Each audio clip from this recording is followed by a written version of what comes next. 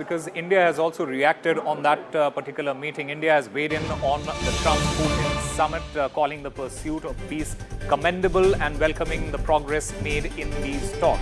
The Ministry of External Affairs, it has underlined that dialogue is the only way forward, stressing that the world is eager to see an end to the Ukraine conflict.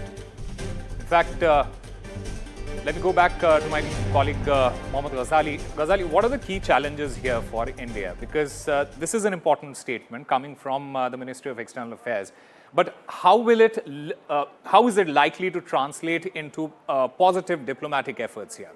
See, there is very significant impact of this statement. One, that this has been long-standing statement of India's Prime Minister, our foreign policy, that dialogue and diplomacy can only resolve this crisis. And Prime Minister had said in the past as well, this year as well, that this is not the era of war. Solutions can't be found on battlefield, and both the parties should come to the negotiating table. Mr. Trump, otherwise, was pushing for sanctions. He was trying to implement secondary sanctions on countries trading with Russia, and it appeared that perhaps he wants to go forward and approach this entire issue through by putting sanctions on Russia and thinking that Russia will come under pressure and it will stop the war, which failed. And at the end, what has happened today, that US President had to sit with Mr. Putin for talks. This is exactly what India has been saying for a very long time since this war had broke out.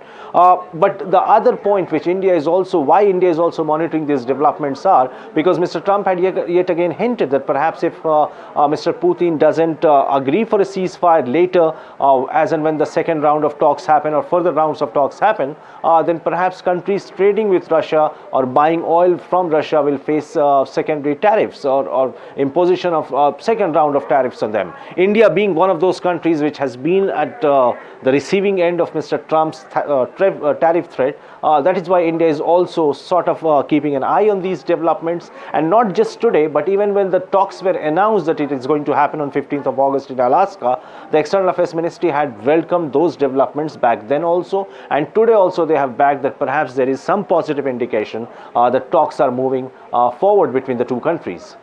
Right, Mohammad Ghazali, thank you very much for getting us all those details. In fact, India very categorically and vehemently saying that peace is the only option. We'll have to wait and watch how things unfold from here.